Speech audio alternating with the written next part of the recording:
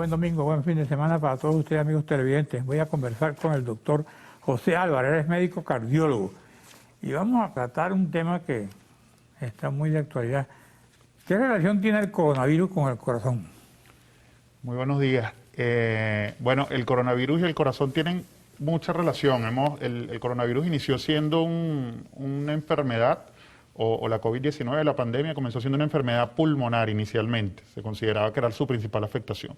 Posteriormente, pudimos darnos cuenta que la afectación no es solo de pulmón, sino es multisistémica, y entre ellas el corazón es uno de los órganos que más afecta y que más ensombrece el pronóstico del paciente cuando el corazón es afectado por el coronavirus de diversas formas, de diversos mecanismos nos puede afectar. Entonces está muy vinculado, muy relacionado con lo que es las enfermedades cardiovasculares actualmente. Y además del corazón, ¿qué otro órgano es vinculante con el virus? Además del corazón, puede afectar cerebro, puede afectar, bueno, como ya mencioné, los pulmones, cerebro, puede en estadios complicados enfermedad renal, porque por ser una enfermedad viral sistémica puede afectar cualquier órgano y sistema. Y además de eso, no solo la enfermedad viral, sino la respuesta inmune que produce el coronavirus, la respuesta exacerbada que es conocida como la tormenta de citoquinas, que es una respuesta de defensa del organismo, pero que ataca a su vez al organismo y que afecta al organismo, produce afectación multisistémica. ¿Cuál es la secuela del COVID? Secuelas, si nos remitimos a las secuelas cardiovasculares, podemos ver la afectación inicial, que puede ser por inflamación del corazón, aumenta la posibilidad de trombos, y al aumentar la posibilidad de trombos aumenta la posibilidad de infartos. Entonces, cuando ya pasamos el cuadro agudo del COVID, aún persiste esta actividad, esta hiperreactividad desencadenada por el COVID, y nos pone en mayor probabilidad y mayor riesgo de tener infartos agudos de miocardio, de tener arritmias por inflamación del corazón y el sistema de conducción, de tener insuficiencia cardíaca. Esas por lo menos son las más importantes o las más grandes en cuanto a la afectación o las secuelas producidas por el COVID. ¿Eso no puede ser detectado? Sí. Es importante la evaluación en pacientes con diagnóstico de COVID, la evaluación cardiológica, la evaluación tanto electrocardiográfica y con imagen disponible, la más disponible para nosotros, que es el ecocardiograma. Realización de un eco, evaluación de la función del corazón, evaluación de la función eléctrica del corazón. Sin embargo, en pacientes inclusive, que ahorita lo vemos muy seguido con las nuevas cepas, desde Omicron para acá, que tienen una afectación menos grave, pero la virulencia es mayor, en pacientes con menor afectación de la COVID, también se ha observado en estudios, obviamente, académicos, donde se reúnen pacientes con diagnóstico y se busca la afectación cardiovascular, se ha observado que hay afectación cardiovascular en menor o mayor grado. ¿Cómo evitar eso? En principio manteniendo las medidas de prevención, entendiendo que el COVID no se ha ido y en mi opinión personal yo creo que el COVID llegó para quedarse. Yo creo que se va a convertir en una enfermedad endémica, una enfermedad que vamos a mantener, que vamos a tener que aprender a vivir con ella. Sin embargo, no subestimar el daño que puede hacer el COVID, mantener las medidas, si realmente tenemos síntomas o estamos enfermos de algún proceso respiratorio o con síntomas que puedan sugerir COVID, aislarse, mantener el uso del tapaboca en los espacios públicos, evitar aglomeraciones y promover la vacunación. Con la vacunación también nos protegemos de la respuesta exacerbada del sistema inmune y nos protegemos también de la afectación generalizada de la COVID. Los síntomas que avisan que usted tiene COVID. Los síntomas, debemos estar pendientes ante cualquier síntoma respiratorio. Rinorrea, que es moco en la nariz, fiebre, tos, malestar general, dolor generalizado, mialgias, artralgias. Y en relación con los pacientes cardiovasculares específicamente, pacientes con palpitaciones, debemos también monitorizar la presión arterial de estos pacientes, porque después de sufrir COVID pueden elevarse las cifras tensionales, dolor en el pecho, y síntomas clásicos de enfermedades cardiovasculares como que falta de aire que no esté asociado a problemas respiratorios, hinchazón en las piernas, no tolerar estar acostado en plano. Esos son síntomas específicos de enfermedades cardiovasculares y bueno, y los primeros los generales de la COVID. No se confunde la gente con esos síntomas.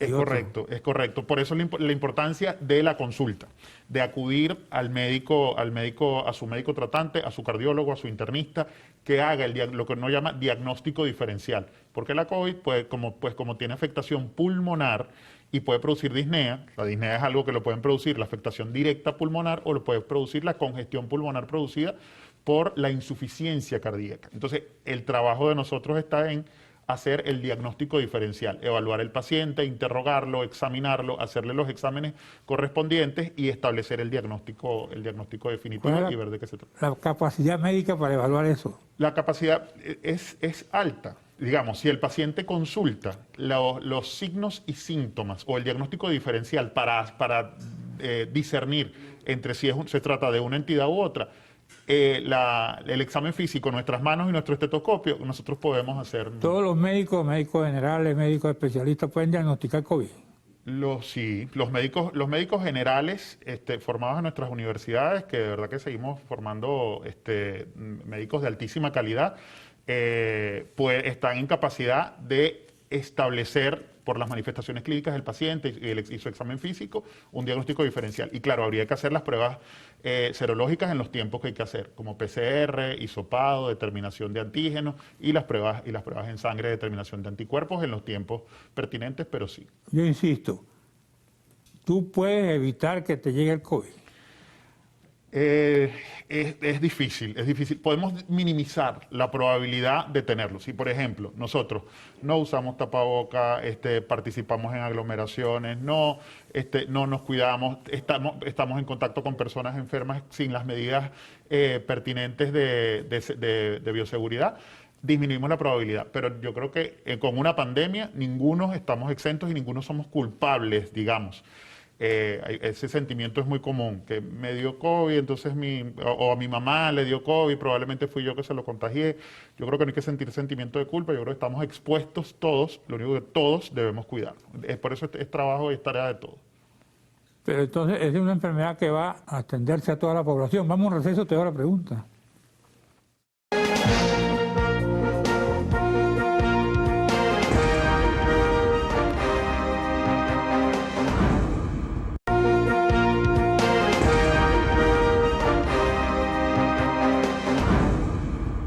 Adelante, doctor.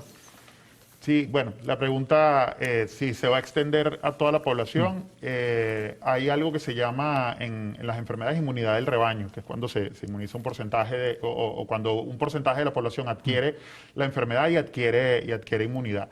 Eso es, digamos, no hay manera de predecirlo. El tiempo y los estudios epidemiológicos posteriores nos dirán cuál va a ser o cuál será el comportamiento de la enfermedad, pero definitivamente es una enfermedad contagiosa, de alto contagio, y cuando existen complicaciones, bueno, es una enfermedad que impacta en la mortalidad de las poblaciones, como lo hemos visto. Aquí veo que son unas declaraciones tuyas que dicen los expertos del Smith Heart Institute. Destacan que ahora saben sobre el impacto del virus en el corazón. Sí, justamente en pacientes, para hablar de un poco de números de estadística, en pacientes con COVID sin afectación cardíaca, las tasas de mortalidad, perdón, en pacientes con COVID con afectación cardíaca, las tasas de mortalidad pueden llegar a ser de 50%. Es decir, cuando tenemos una afectación cardíaca llamada miocarditis, que es la afectación directa del músculo cardíaco, y que produce que el músculo se inflame y produzca una insuficiencia cardíaca aguda. Quiero decir que la bomba trabaja eficientemente, pero de repente esa bomba trabaja a la mitad, la bomba me refiero al corazón, trabaja a la mitad de lo que trabajaba, eso genera un impacto altísimo en lo que es el pronóstico del paciente y su mortalidad. También han aumentado el número de infartos del tipo del corazón roto, una entidad que se llama infarto del corazón roto o síndrome de Takotsubo, que es una miocardiopatía directa del corazón, donde hay destrucción del muerte del miocardio y el comportamiento y el pronóstico es igual al de un síndrome coronario agudo. Sin embargo, esto no debemos generar alarma tampoco. Debemos consultar, debemos evaluarnos con nuestros médicos de confianza. Idealmente, si vamos a evaluar el área cardiovascular, un cardiólogo. La mayoría de las afectaciones no son de mal pronóstico. La mayoría de las afectaciones cardiovasculares son palpitaciones, son bradiarritmias, que pueda bajar un poquito la frecuencia cardíaca, que pueda producir taquicardia, que pueda producir algo que se llama pericarditis. Hay una bolsa, una serosa, es el término específico, en la cual recubre el corazón y ella se inflama. Y se produce algo de líquido entre esa bolsita y el corazón, y ese roce puede llegar a doler. Eso es muy frecuente en los pacientes que tienen afectación cardiovascular por COVID. Para eso nosotros tenemos tratamiento específico, tratamiento para resolver eso, por eso es importante que las personas consulten. Todas las clínicas están en capacidad de atender pacientes de COVID. Las clínicas han dispuesto, los centros privados, de hecho los centros privados donde yo trabajo han dispuesto espacios para los pacientes COVID, para evitar la contaminación y la contaminación cruzada allí entre pacientes, porque eso es otra cosa. Los pacientes también han manifestado desde el inicio de la pandemia mucho temor el acudir a las clínicas porque tienen temor de acudir a los centros de salud por temor a contagiarse. Las clínicas han dispuesto espacios especiales para pacientes sintomáticos respiratorios. Si un paciente tiene fiebre, no va a ser evaluado en el mismo sitio donde está el paciente que tiene palpitaciones o donde está el paciente que tiene dolor abdominal o donde está el paciente que tiene, por eso el paciente, o dolor en el pecho, por eso el paciente debe acudir con confianza a nuestros espacios. Incluyendo la emergencia. Incluyendo las emergencias. De hecho, que hemos visto, ha habido un aumento de mortalidad que no es atribuible necesariamente a la infección por COVID, pero sí a la pandemia de la COVID. ¿Por qué? Porque los pacientes con manifestaciones o previamente conocidos con enfermedad cardíaca tienen un dolor en el pecho, pero entonces retrasan la solicitud de atención médica por miedo a la pandemia y por las recomendaciones de quédese en casa, no venga si no es absolutamente necesario. Entonces el paciente retrasa la solicitud de atención médica por miedo a la COVID y eso ha aumentado la mortalidad en los pacientes con enfermedades cardíacas. ¿Tú tienes una idea sobre el porcentaje de víctimas de esa enfermedad en Venezuela en este momento? Bueno, de porcentaje poblacional, las cifras oficiales que nos ofrece el Ministerio de Salud, pero de afectación cardiovascular siempre será un subregistro porque no todos los pacientes que tienen COVID consultan, no todos los pacientes que tienen COVID son evaluados desde el punto de vista cardiovascular para hacer el descarte de la afectación. Pues. Aquí veo una declaración que dice que a medida que el COVID-19 continúa propagándose por todo el mundo, los investigadores han aprendido que el sistema cardiovascular puede verse afectado en pacientes que experimenten síntomas leves o nulos, así como pacientes que estaban gravemente enfermos del virus. Los pacientes con problemas cardíacos y vasculares preexistentes pueden correr mayor riesgo de desarrollar complicaciones duraderas a causa del COVID, dijo el doctor Eduardo Merván. Es correcto. Eso es interesante porque no es que los pacientes con enfermedad previa cardiovascular tengan mayor probabilidad de contraer la enfermedad, no tienen un mayor riesgo, pero al enfermarse, al contagiarse y tener los factores de riesgo para desarrollar enfermedad cardiovascular o tener enfermedad cardiovascular instalada, tienen más probabilidad de complicaciones y tienen mayor probabilidad de muerte. De hecho, esto no es un determinismo, no es un absoluto. Estos son estadísticas, pues. Yo tengo un paciente reciente que le acaba de hacer cateterismo con enfermedad compleja, 85 años, y ahorita después, un mes después, tuvo COVID y ya el paciente está evolucionando satisfactoriamente y no ha tenido una complicación mayor. Pero ese es un paciente que hay que tener muy bien observado porque son pacientes que tienen enfermedad previa y como dije, el COVID favorece la formación de trombos y la formación de trombos podría generar infartos en estos pacientes. Me dicen que el contagio se produce de persona a persona. El contagio es correcto, el contagio se produce de persona a persona. Antes se pensaba que había mayor riesgo con las superficies, pero también se ha determinado que el principal elemento de contagio es directo de una persona a otra. Si en este momento, en este espacio, hubiera alguien con COVID, ¿estaríamos nosotros expuestos a riesgo? Expuestos estamos, pero tenemos riesgo disminuido porque tenemos tapabocas. El tapabocas disminuye el riesgo del contagio. ¿No? Como digo, no hay absolutos, no es un 100% de seguridad, pero sí disminuye el riesgo de contagiarse. Me dicen que tiene efecto a largo plazo el COVID. Sí. Estos efectos, estos escenarios de los que hablábamos de las palpitaciones, presión arterial, la misma pericarditis, estos son los leves. Cuando hay afectación severa, o bueno, voy a empezar por los leves, estos pueden prolongarse inclusive 6 meses hasta 1 año. Cuando van los pacientes a consulta le digo que, bueno, tratamos de indicar tratamientos que paleen un poco cuál sea el síntoma que presente el paciente, pero deben tener paciencia porque puede tomar inclusive 6 meses, 1 año, y hay pacientes que hasta más tiempo. Cuando la COVID o la enfermedad con COVID concurrió con un evento que produjo, por ejemplo, una miocarditis que no ha resuelto, que es una miocarditis, inflamación del músculo cardíaco, que también podría resolver en 6 meses, que no ha resuelto, el paciente podría quedar con esa secuela instalada, que sería la insuficiencia cardíaca, que sería que su músculo cardíaco se afectó y no va a mejorar. Lo otro es cuando hay trombosis coronaria, que se produce un infarto de alguna región del corazón. Esa secuela también va a quedar con el paciente. ¿Son los efectos a largo plazo? Sí, todo esto a largo plazo. Cuando la COVID ataca el corazón, incluso al daño pulmonar, ¿qué pasa? Vamos a receso, te hago la pregunta. Okay.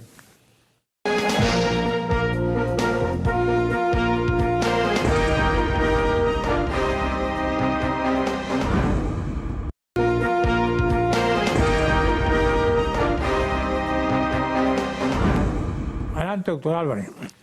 Sí, cuando la COVID afecta, usualmente en un gran porcentaje hay una afectación respiratoria, una afectación mixta.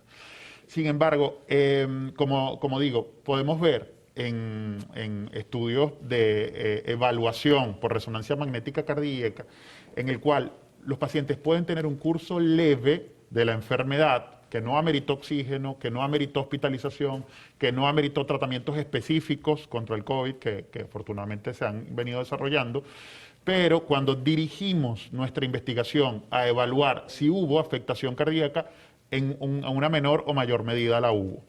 En estos pacientes hay que cuantificar cuál es la lesión o cuál es el problema cardíaco que tuvieron. Es mayor, es grave, estamos en el contexto de una miocarditis que produce en el paciente insuficiencia cardíaca, o es un paciente que tiene afectación puntual de alguna zona cardíaca, inflamación que probablemente va a ser reversible y que el paciente va a tener un curso asintomático. Eso, yo creo que ahí, más que la afectación puntual, es la magnitud de ese problema que pueda presentar el paciente. Explico en un lenguaje criollo cómo es esto que el efecto del COVID-19 en el corazón mata células y compromete el latido. Es correcto, es correcto. Cuando hablamos de miocarditis, la miocarditis puede producirse por virus, etcétera, por diversos, y en este caso por el coronavirus. Va a producir una afectación directa del músculo con destrucción del músculo cardíaco. Cuando hablamos de síndromes de corazón roto, Takotsubo, estamos hablando justamente de esto, de que hay una afectación directa de ese músculo, destruye el corazón, afecta el latido. ¿En qué sentido? En la contracción, digamos, en el volumen, en la posibilidad de eyectar sangre del corazón, y también puede producirse un proceso inflamatorio del sistema de conducción. Entonces, cuando el corazón tiene que estar rápido, por ejemplo, no lo está, el paciente sufre palpitaciones o el corazón se enlentece súbitamente. Hay pacientes y hay casos descritos de pacientes que han necesitado marcapaso posterior a coronavirus. Repito, no quiero generar alarma, son la minoría, pero debemos estar atentos ante estos pacientes. Para ello, para evaluar, por ejemplo, el ritmo cardíaco, podemos hacerle un holter de ritmo a estos pacientes y ver cómo se comportan sus latidos en 24 horas, si tiene los latidos que debe tener, si hay alguna afectación en el trazo o alguna arritmia que presente el paciente que corresponda a las palpitaciones que el paciente refiere. ¿Usted tiene que ver el marcapaso con el COVID? porque puede afectar el sistema de conducción. La COVID el coronavirus puede afectar el sistema de conducción, puede inflamarlo y puede esto no ser reversible. Así como dije, el corazón puede inflamarse y puede retornar a su función normal, o el corazón puede inflamarse y no hacerlo, el corazón puede enlentecerse y no retornar a su ritmo normal. Entonces podríamos necesitar el apoyo de un dispositivo de estimulación cardíaca como el marcapasos. Pero repito, es la minoría de los casos. Aquí hay una pregunta que dice, tengo una afección cardíaca, ¿estoy en mayor riesgo de contraer COVID? No, la respuesta es no. Mayor riesgo de contraer COVID, no. Mayor riesgo de complicarse, sí. ¿Por qué? Porque ya tiene una afectación cardíaca previa. Entonces ya es como el COVID en una gran proporción produce afectación cardíaca también, entonces vamos a estar afectando un músculo o un sistema más bien que ya está enfermo porque ya tiene afectación cardíaca. Aquí hay otra pregunta. ¿El riesgo de desarrollar síntomas graves de COVID es similar para todos los pacientes con afección cardíaca?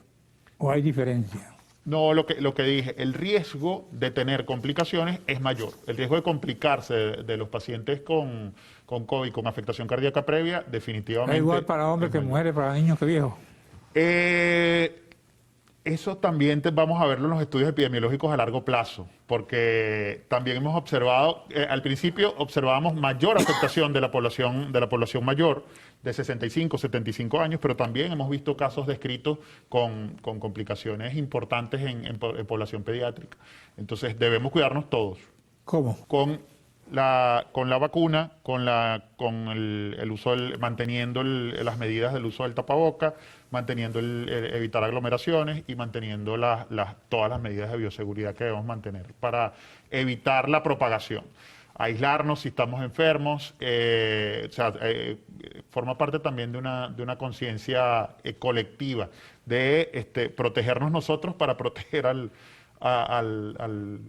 colectivo y viceversa. ¿Qué consejo le daría usted a los pacientes? En principio, para los pacientes cardiovasculares, que se cuiden mucho, que mantengan que el COVID no se ha ido, que acudan a evaluación por su médico cardiólogo. Si son pacientes cardiópatas, deben acudir a evaluación por su médico para la evaluación completa y nosotros lograr diagnosticar incluso antes de que se presente algún síntoma. Y si tienen algún síntoma, dirigir nosotros el tratamiento hacia ese problema que puedan tener. ¿Cómo hemos avanzado nosotros en el tratamiento de la enfermedad desde que comenzó?